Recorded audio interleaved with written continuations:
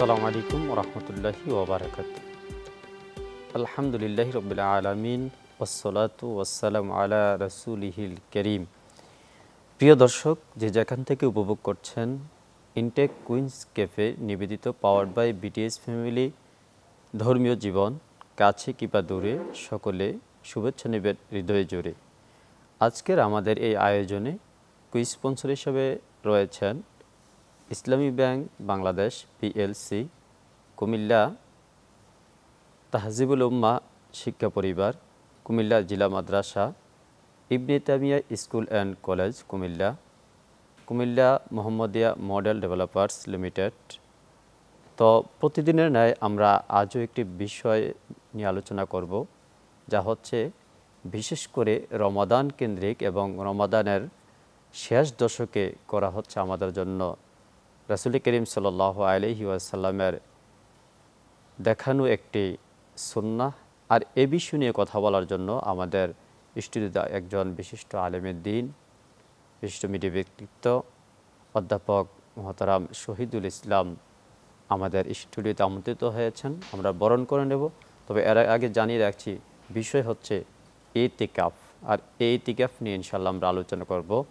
আমাদের অতিথিকে আমরা বরণ করে নিচ্ছি ইনশাআল্লাহ তাআলা। আসসালামু আলাইকুম ওয়া রাহমাতুল্লাহ। ওয়ালাইকুম আসসালাম ওয়া রাহমাতুল্লাহি ওয়া বারাকাতুহু। জি মোহতারাম, কেমন আছেন আপনি? আলহামদুলিল্লাহ বিখাইর, ভালো আছি। আপনারা কেমন আছেন? জি আলহামদুলিল্লাহ, আমিও ভালো আছি। আল্লাহর দরবারে শুকরিয়া করছি। আমি প্রথমে বলেছি যে আল্লাহ রাসূল করিম আল্লাহ রাসূল সাল্লাল্লাহু আলাইহি ওয়াসাল্লাম আমাদের মাঝে যে সুন্নাহ রেখে গেছেন, যে বিশেষ করে রমাদানুল মোবারকে শেষ দশকে যে ইতিকাফের বিধান রয়েছে, এবং এই ইতিকাফ ছাড়াও অন্যান্য ইতিকাফ রয়েছে, সব এই ইতিকাফ নিয়ে আমরা কথা শুনবো আপনার কাছে ইনশাআল্লাহ তাআলা। ইন্নাল হামদুলিল্লাহ ওয়াসসালাতু ওয়াসসালামু আলা রাসূলিল্লাহ, আম্মা বা'দ। দেখুন, ইতিকাফ রাসূল সাল্লাল্লাহু আলাইহি ওয়াসাল্লামের শেখানো একটি সুন্দর আমল, যেটাকে মাসনুন আমল বলা হয়। যে আমলটা রাসূল সাল্লাল্লাহু আলাইহি ওয়াসাল্লাম প্রত্যেক বৎসরে মদিনায় যাওয়ার পরে যে 10 বৎসর রাসূল সাল্লাল্লাহু আলাইহি ওয়াসাল্লাম মদিনায় ছিলেন, 10 বৎসরে এই আমলটি করেছেন। সাহাবে আজমাইন রাসূল সাল্লাল্লাহু আলাইহি ওয়াসাল্লামের সাথে ইতিকাফ করেছেন। এমনকি রাসূল সাল্লাল্লাহু আলাইহি ওয়াসাল্লামের স্ত্রী যারা ছিলেন, যে তারাও কিন্তু রাসূল সাল্লাল্লাহু আলাইহি ওয়াসাল্লামের সাথে মসজিদে আলাদাভাবে ইতিকাফ করেছেন। বিশেষ করে ইতিকাফের আরেকটি উদ্দেশ্য হচ্ছে লাইলাতুল কদর যেন ছুটে না যায়, ওইটা যেন নিশ্চিতভাবে আমাদের জীবনে পাওয়া যায়, সেই জন্যেই ইতিকাফের এই বিধানটা। ইতিকাফের মূল উদ্দেশ্য হচ্ছে লাইলাতুল কদরকে, যে লাইলাতুল কদর পাওয়া এটা হলো একটি কারণ। আরও অনেক অন্যান্য কারণও রয়েছে ইতিকাফ করার। একটা হচ্ছে সুন্নাহ, যেমন ইতিকাফ শব্দের অর্থই হচ্ছে যে আঁকড়ে ধরা, স্থায়ীভাবে কারো কাছে গিয়ে যে দুনিয়ার মায়াজাল, দুনিয়ার বেড়াজাল অথবা যাবতীয় দুনিয়াবি যত কাজকর্ম আছে সব কিছু পরিত্যাগ করে আল্লাহর উদ্দেশ্যে, আল্লাহর সন্তুষ্টির জন্য, যে একেবারেই মসজিদে চলে যাওয়া, যে আল্লাহ আমি তোমার কাছে তো 2 দিন পরে আসতে হবে, আমি এখনই চলে এসেছি, আবদ্ধ থাকা, অর্থাৎ দুনিয়া বিমুখ হয়ে আখিরাতের জীবনে যাওয়ার অভ্যস্ত হওয়া, এবং আল্লাহ তাআলার কাছে পৃথিবীর সব জায়জামেলা মুক্ত হয়ে একেবারে আল্লাহ তাআলার সান্নিধ্যে চলে যাওয়া আল্লাহর সন্তুষ্টির জন্য, সেটাই হচ্ছে ইতিকাফ। জি, এরপরে শুনবো যে আমরা যে ইতিকাফের ফজিলত এবং গুরুত্ব নিয়ে শুনবো আপনার কাছ থেকে। যে আলহামদুলিল্লাহ, যেই আমলটি রাসূল সাল্লাল্লাহু আলাইহি ওয়াসাল্লাম নিজেই করেছেন, কখনো ছাড়েন নাই, তাহলে এর গুরুত্ব বলার আর অবকাশ থাকে না। এবং ইতিকাফের যে ফজিলত রাসূল সাল্লাল্লাহু আলাইহি ওয়াসাল্লাম বলেছেন, কোনো ব্যক্তি যদি 1 রাত ইতিকাফ করে, তাহলে তার থেকে জাহান্নামটাকে 3 খন্দক, এক খন্দক হচ্ছে পৃথিবীর যে পূর্ব থেকে পশ্চিমের দূরত্ব যা, এইভাবে যদি জাহান্নামকে কোনো ব্যক্তির কাছ থেকে একদিন ইতিকাফের জন্য 3 খন্দক দূরে নেওয়া হয়, তাহলে 10 দিন যদি ইতিকাফ করে তাহলে কতটুকু দূরে যায়। আর কোনো ব্যক্তি যদি এইভাবে 10 বছর বা 20 বছর অথবা 5 বছরও যদি ইতিকাফ করেন, অথবা 1 বছরও যদি সে ইতিকাফ করেন, তাহলে রাসূল সাল্লাল্লাহু আলাইহি ওয়াসাল্লাম বলেছেন যে সেই যেন তার মায়ের পেট থেকে ভূমিষ্ঠ হয়ে মাত্র একজন সদ্য প্রসূত বেগুনা মাসুম নিষ্পাপ সন্তান দুনিয়াতে আসলো, আল্লাহ তাআলা তার সব গুনাহ মাফ করে দেন। সেটা হচ্ছে ইতিকাফের ফজিলত। আমরা রাসূল সাল্লাল্লাহু আলাইহি ওয়াসাল্লামের জীবনে আমরা দেখেছি, কখনো তিনি রমজানের প্রথম ইতিকাফ করেছেন, আবার রাসূল সাল্লাল্লাহু আলাইহি ওয়াসাল্লাম রমজানের মাঝখানে ইতিকাফ করেছেন। বিশেষ করে শেষ সময়ে রাসূল সাল্লাল্লাহু আলাইহি ওয়াসাল্লাম শেষ 10 দিন ইতিকাফ করেছেন, এবং ইতিকাফ করেছেন মূলত মসজিদে। পুরুষরা ইতেকাপ যদি ঘরে করে তাহলে তার এই ইতেকাপ কবুল হবে না, এবং সেটা রাসূলের শেখানো পদ্ধতিতে হলো না। নারীরা যদিও ঘরে ইতেকাপ করতে পারবে, কিন্তু পুরুষের জন্য শর্ত হচ্ছে মসজিদ। বিশেষ করে ইমাম আবু হানিফা রহমতুল্লাহ আলাইহি কিন্তু মসজিদে বলেছেন যেখানে জুমা হয়, সেই জুমার মসজিদে ইতেকাপ করার জন্য ইমাম আবু হানিফা রহমতুল্লাহ আলাইহি তিনি মতামত দিয়েছেন। আপনি যে বলছেন এখানে একটা মাসালা রয়ে গেছে, যেমন আপনি বলছিলেন যে জুমা মসজিদ হতে হবে, এটা হচ্ছে আমাদের ইমাম আবু হানিফা রহমাহুল্লাহর মতামত। এবং কেউ যদি জুমা মসজিদ ছাড়া ইতিকাফ করে পাঞ্জাগানা মসজিদে ইতিকাফ করলো, মানে ইতিকাফকে আদায় হবে কিনা? জি, পাঞ্জেগানা মসজিদ অর্থাৎ যেই মসজিদে জুমা হয় না, 5 ওয়াক্ত সালাত এমনি হয়, ইমাম শাফি রহমতুল্লাহ অন্যদের মতে যে এখানে ইতেকাপ করলেও হবে। কিন্তু যিনি ইতেকাপ করবেন তার জন্য কিন্তু আবার জুমার নামাজ পড়তে হবে। তাহলে জুমার নামাজ পড়ার জন্য কিন্তু অন্য মসজিদে এসে তাকে আবার জুমা ধরতে হবে।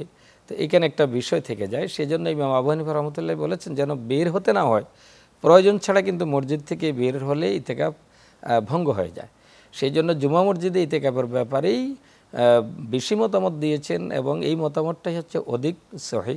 অন্যান্য ইমামরা বলেছেন যে না, পুরুষ যদি অন্যান্য মসজিদে 5 ওয়াক্ত সালাত হয় সেখানেও ইতেকাপ করা যাবে, তবে ঘরে কোনোভাবেই পুরুষ ইতেকাপ করতে পারবে না। মানে ইতিকাফ মহিলারা শুধু ঘরে করবে? মহিলারা ঘরে করবে, ওইটাও শর্ত আছে যে সেখানে পর্দা দেয়া থাকবে, কোনো পুরুষ সেখানে যাবে না, সেখানে তার পারিবারিক যে কথাবার্তা অথবা পারিবারিক কাজকর্ম সে করতে পারবে না, শুধু একমাত্র নফল ইবাদত করবে অথবা কোরআন হাদিস পড়বে, ফরজ ইবাদত করবে। সে সবসময় আল্লাহমুখী জীবনযাপন করবে, এখানে দুনিয়ামুখী জীবন না। আমি তো সব ছেড়ে দিয়ে এসেছি, যে ইতেকাপ মানেই হচ্ছে একবারে সব কিছু পরিত্যাগ করে আল্লাহ তাআলার কাছে চলে আসা। মানে এই বিষয় থেকে কিন্তু আমরা পুরুষদের তুলনায় মহিলারা অনেক পিছিয়ে আছে বর্তমানে, যে আমরা আরেকটু শুনবো যে মহিলাদের ইতিকাফ নিয়ে। রাসূল সাল্লাল্লাহু আলাইহি সাল্লামের আমলে তো মহিলারা, নারীরা মসজিদে নববীতে ইতিকাফ করেছেন, এবং যে এখনও মহিলারা যদি ইচ্ছা করে যে মক্কা এবং মদিনায় সেখানে ইতিকাফের ব্যবস্থা কিন্তু মহিলাদের জন্য আছে, আমাদের দেশে একেবারেই সীমিত। আর সেখানে শর্ত হচ্ছে কিন্তু পর্দা অথবা তার নিরাপত্তা অথবা তার খাওয়া দাওয়ার ব্যাপার আছে, সে তো মসজিদ থেকে বের হতে পারবে না, এই এবং তার নিরাপত্তার বিষয়টা কিন্তু বারবার ঘুরে ফিরে এসেছে। সেই জন্য মহিলাদের উত্তম হচ্ছে ঘরে ইতিকাফ করা।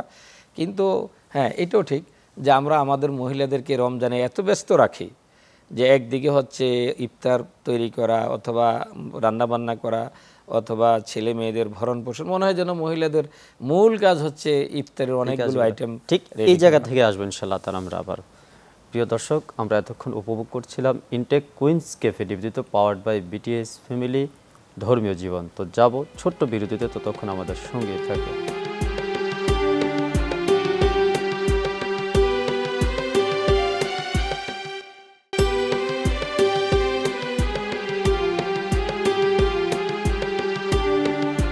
আসসালামু আলাইকুম ওয়া রাহমাতুল্লাহি ওয়া বারাকাতুহু।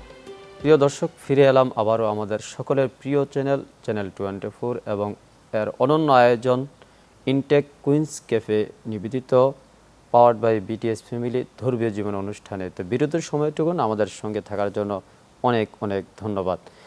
তো যাব আমাদের কাঙ্ক্ষিত অতিথি মহোদয়ের কাছে, অধ্যাপক মোহাম্মদ শহীদুল ইসলাম, শঙ্কুচাল ডিগ্রি কলেজ বুড়িচং, কুমিল্লা।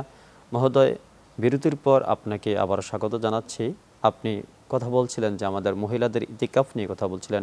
আমরা মহিলাদেরকে এমনভাবে গড়ে তুলছি যেন রমজানে ওনারা শুধু আমাদের জন্য ইফতার এটা সেটা এই বিভিন্ন কাজকর্মই করবে, এর মধ্যে সীমাবদ্ধ থাকবে।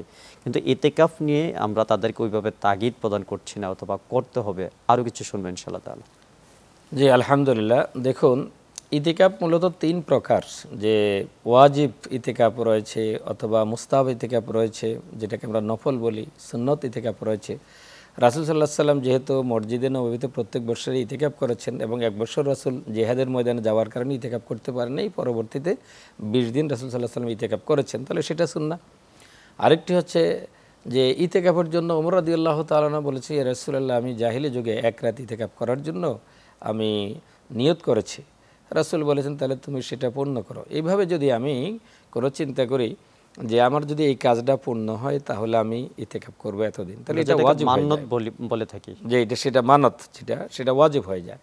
আরেকটি হচ্ছে এমনি যেই কোনো সময়, যেমন 10 দিনের কম যদি কেউ ইতেকাফ করে সেটা নফল ইতেকাফ হতে পারে, অথবা আপনি রমজানের পরও যদি ইতেকাফ করেন 1 দিন 2 দিন সেটা নফল ইতেকাফ। মানে রমজানের বাইরেও যে ইতিকাফ করা যায় এই বিষয়ে কিন্তু আমরা অনেকেই জানি অথবা অনেকে জানি রমজান না। এইটা হচ্ছে নফল ইতেকাফ। যেই আপনি যদি 1 রাত ইতেকাফ করেন, 1 ঘন্টা ইতেকাফ করেন, আপনার নিয়ত, ইতেকাফের জন্য নিয়ত কিন্তু শর্ত। আপনি কি জন্য ইতেকাফে বসছেন অথবা কি জন্য মসজিদে যাচ্ছেন। আপনার প্রশ্ন ছিল নারীরা, আমাদের স্ত্রী বা আমাদের মায়েরা আসলে এমনি রাসূল সাল্লাল্লাহু আলাইহি সাল্লাম কিন্তু যে বিশেষ করে শেষ দশকে এত সুযোগ করে দিতেন যে পুরো ঘরের বিছানাপত্রগুলো গুছিয়ে ফেলতেন যে তোমরা ইবাদত বন্দেগী করো। কিন্তু নারীরা রাসূল সাল্লাল্লাহু আলাইহি সাল্লামের সাথে জিহাদের ময়দানে যাওয়ারও কিন্তু সুযোগ ছিল, করে দিয়েছেন। আর আমরা মসজিদে যাওয়া, রাসূল সাল্লাল্লাহু আলাইহি সাল্লাম বলেছেন তোমরা আল্লাহর বান্দীদেরকে মসজিদে আসতে নিষেধ করো না, অর্থাৎ উৎসাহিত করেছেন। আর বিশেষ করে জুমায় এবং ঈদের সালাতে যাওয়ার জন্য তো সেখানে ওমর রাদিয়াল্লাহু তাআলাকে নির্দেশ দিয়েছেন যে সকল নারীদেরকে নিয়ে এসো। যারা বলে যে ওড়না নাই, অন্যরা ওড়নার ধার দেবে তাকে, সেই ধার করেও ওড়না নিয়ে হলেও সে মসজিদে আসবে, সে ইবাদত বন্দেগীতে আসবে।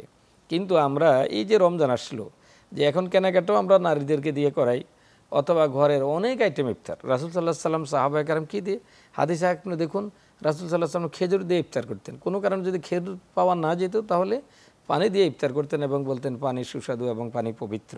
তাহলে আমাদের ইফতারের আইটেম কয়টা, সেই সকাল থেকে শুরু করে সন্ধ্যা পর্যন্ত। আমরা আমাদের নারীরা কোরআন পড়তে পারে না, সময় মতো এখনও নামাজ পড়তে পারে না। শুধু তাই নয়, কোনো কোনো ক্ষেত্রে নারীরা সময় মতো ইফতার করতে পারে না, কারণ পুরুষের ইফতার পরিবেশন করতে করতে তাদের সময় যায়। সেই ক্ষেত্রে এখন আপনি পাবেনই না যে নারীরা ইতেকাফে বসতে পারে। আমরা আমাদের পূর্বপুরুষ, আমাদের মায়েদেরকে দেখেছি, দাদিদেরকে দেখেছি, তারা যে পরিমাণ সময় পেত ইতেকাফের জন্য, আমাদের দাদারা অথবা আমাদের মুরব্বিরা করে দিতেন। এখন আমরা আমাদের স্ত্রী পরিবার পরিজনকে এতটা ব্যস্ত রেখেছি, তারা ইতেকাফ করার কোনো সুযোগ নাই। রাসূল সাল্লাল্লাহু আলাইহি সাল্লাম যখন উহুদের ময়দানে গেলেন, যে হযরত সুমাইয়া রাদিয়াল্লাহু তাআলা আনহা তারা যে সেখানে কিন্তু প্রথম সেবা করার জন্য গিয়েছেন। যখন অনেক মানুষ আহত হয়ে গেল, নিহত হয়ে গেল, তখন তরবারি হাতে নিয়ে জেহাদ শুরু করে দিয়েছেন। নারীরা এইভাবে রাসূল সাল্লাল্লাহু আলাইহি সাল্লামকে সাহায্য সহযোগিতা করেছেন। এবং রাসূল সাল্লাল্লাহু আলাইহি সাল্লাম এমন কোনো সফরে যান নাই যে সফরে তার স্ত্রী কেউ না কেউ ছিল না।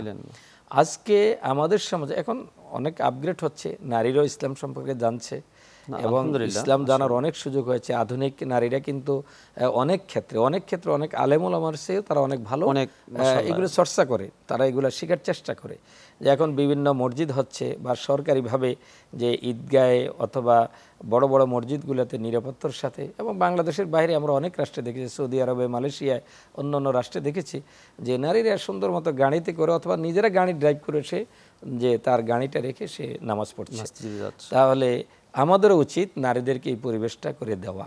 আর আমরা সমাজে যারা আছে, আমরা এটা যেহেতু অন্য কাজগুলো করতে পারি, এটা আমাদের দ্বারা সম্ভব অবশ্যই, যে আমাদের ইতিবাচক দৃষ্টিভঙ্গি লাগবে। আমরা নারীর স্বাধীনতা বলতে তো এটাই বোঝায় যে নারীরা ধর্মকর্মের স্বাধীনতা, শুধু নারীরা খেতে মাঠে চাকরির স্বাধীনতা না, ওইটার পাশাপাশি তারা দিন পালন করা, আমল করা, ইবাদত বন্দেগী করা, এই স্বাধীনতাও কিন্তু তাদের লাগবে। তবে এই ক্ষেত্রে অবশ্যই তাদের নিরাপত্তা লাগবে এবং তাদেরকে তলাবাল আলমে ফারিদাতুন আলা কুল্লি মুসলিমিন অমুসলিমাতিন, নারী পুরুষ প্রত্যেকের উপরেই কিন্তু জ্ঞান অর্জন করা অপরিহার্য, ফরজ। সেই সুযোগ আমরা যাব আপনার কাছে। সেই যে ইতিকাফ নিয়ে আমরা কিন্তু প্রথম শুরু করেছিলাম, যে ইতিকাফ করতে গিয়ে আমরা এখন দেখছি যে ইতিকাফে কিছু করণীয় তো আছে, এর মধ্যে কিছু বর্জনীয় আছে, এই বিষয়গুলো আমরা একটু শুনবো।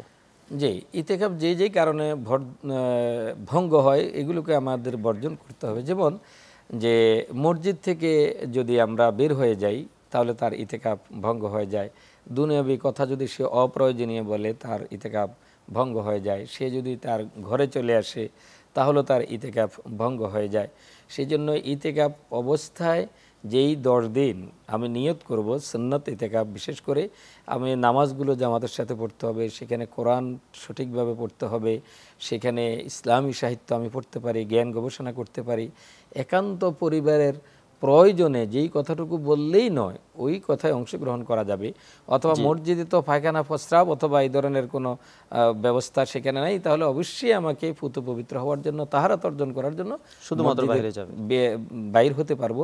এই কাজগুলোই করা যায়, আর অন্য কোনো কাজ করা যায় না। তাহলে আমরা একেবারে অনুষ্ঠানটা ধারবান্ধা চলে আসছি, তবে ছোট্ট করে শুনবো ইনশাআল্লাহ তাআলা। যে একটা বিষয় হচ্ছে, সে অনেকে থাকে যে আজান দেন, ইমামতি করেন, সে জামাত পড়াতে পারবে কি না, আজান দিতে মাইকে আজান দিতে পারবে কি না, এবং বিভিন্ন কর্মকাণ্ড ওইগুলো তো সে না গেলেও সওয়াব পাবে, এই দুইটা বিষয় করতে পারবে কি না। এক সর্বশেষ কথা যেটাতে আপনি শেষ করবেন সেটা হচ্ছে আমাদের সমাজে এখনও সেই রীতিটা আছে আমার চোখে দেখা, যে আমরা ভাড়া করে ইতিকাফ এখনও করাচ্ছি।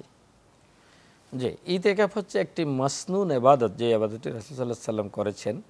তো বলা হয়ে থাকে আল্লাহর এবাদত বন্দেগীর সাথে, যেমন ইমামতি করা, সে তো ইমাম, সে ইতিকাফ করবেন, নামাজ পড়াবেন, যে মুসল্লি যদি হইতে পারে তাহলে ইমাম কেন হতে পারবেন না, অথবা যদি ইমাম হতে পারেন তাহলে মুয়াজ্জিন কেন হতে পারবেন না, এগুলো তো আমার এবাদতের অংশ।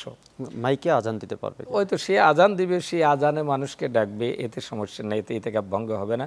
দুনিয়াবি কোনো কাজ যদি বেশি বেশি করে তাহলে তার ইতিকাফ ভঙ্গ হবে। ধরুন কোনো আত্মীয় স্বজন যদি মসজিদে যায়, তার সাথে দেখা করে, ঠিক প্রয়োজনীয় তার খাবার দাবার অথবা তার চিকিৎসার ওষুধপত্র অথবা এরকম তার বিশেষ প্রয়োজনে তার কাছে গেল, এই ব্যক্তিকে তিনি বিদায় দিতে পারবেন, ইতিকাফ ভঙ্গ হবে না। তবে কোনোভাবেই দুনিয়ার প্রতি লোভ লালসা, অথবা যেই দুনিয়া আমি ছেড়ে দিয়ে এসে আখেরাতের দিকে অগ্রসর হলাম, সে আখেরাতকে বাদ দিয়ে আবার দুনিয়ার দিকে আসা যাবে না, সেটা ইতিকাফ অবস্থায় নিষেধ করা আছে। যে সর্বশেষ শুনবো যে আমাদের যে প্রচলিত রীতি এখনো রয়ে গেছে, যে আমরা ভাড়া করে এখন ইতিকাফ করাচ্ছি, ইতিকাফ কি আদায় হবে? ইতিকাফ হচ্ছে একেবারে ইন্ডিভিজুয়ালি পার্সোনাল ইবাদত। গ্রামে আছে যে আমরা সকলে মিলে একজনকে টাকা পয়সা দিয়ে দিলাম, তুমি মসজিদে থাকো, আমরা খুব ব্যস্ত, এবং এর দায়বদ্ধতা কি? আমরা খুব ব্যস্ত, আমরা থাকতে পারবো না। হ্যাঁ, এই মাসালার কিতাবে আছে যে গ্রামে বিশেষ করে যে কেউ না কেউ, যেমন এই ইতিকাফ সুন্নাহ, কেউ কেউ এটাকে সুন্নার উপরে গিয়ে আবার সুন্নাতে মুআক্কাদা বলেছেন, যে সুন্নাতে মুআক্কাদা যদি রাসূল সাল্লাল্লাহু আলাইহি ওয়াসাল্লাম নিয়মিত আমল করতেন। এখন কোনো মসজিদে যদি কেউ ইতিকাফ না করে তাহলে সকলেই গুনাহগার হবে। এই ক্ষেত্রে এসে কোনো একজন ব্যক্তিকে, ইমামকে, মুয়াজ্জিনকে অথবা খাদেমকে অথবা গ্রামের একজন অসহায় ব্যক্তিকে, তুমি মসজিদে থাকো, আমরা তোমার পরিবার চালাবো, তো এইটা তো কোনো এবাদতের সিস্টেম হতে পারে না, বা কোনো কিতাবে এই ধরনের কথাগুলো লেখে না। এটা স্বতঃস্ফূর্ত, আমি আল্লাহ তাআলার সন্তুষ্টির জন্য, আল্লাহ তাআলাকে পাওয়ার জন্য, জান্নাত পাওয়ার জন্য আমি আমার পক্ষ থেকে ইতিকাফ করব, ভাড়া না করে হয় আমরা আল্লাহর কাছে দায়বদ্ধ জন্য। থেকে যাব। তো আপনি চমৎকার আলোচনা করছিলেন, আশা করছি আমরা সকলে এর দ্বারা উপকৃত হব ইনশাআল্লাহ তাআলা। আল্লাহ আমাদের এই সকলের ইতিকাফকে কবুল আর মঞ্জুর করুক, আমিন। আপনার জন্য অনেক অনেক শুভকামনা। প্রিয় দর্শক, আমরা এতক্ষণ পর্যন্ত উপভোগ করছিলাম ইনটেক কুইন্স ক্যাফে নিবেদিত পাওয়ার্ড বাই বিটিএস ফ্যামিলি ধর্মীয় জীবন অনুষ্ঠান, আর আলোচনা করছিলেন কুমিল্লার স্বনামধন্য একটি শিক্ষা প্রতিষ্ঠান শঙ্কুচাইল ডিগ্রি কলেজের সম্মানিত অধ্যাপক মহোদয় জনাব মাওলানা শহীদুল ইসলাম। আর আজকের আয়োজনে আমাদের সাথে কুইজ স্পন্সর হিসাবে রয়েছেন Islami bank Bangladesh PLC, Comilla Zila Madrasa, ibn Taymiyyah school and college Comilla, Tahzibul Ummah Shiksha Paribar Comilla এবং Mohammadia model developers limited Comilla. তো আজ এখানেই শেষ করব, আগামী পর্বের আমন্ত্রণ জানিয়ে ততক্ষণ পর্যন্ত আপনারা ভালো থাকবেন, সুস্থ থাকবেন, ফি আমানিল্লাহ। আসসালামু আলাইকুম ওয়া রাহমাতুল্লাহ।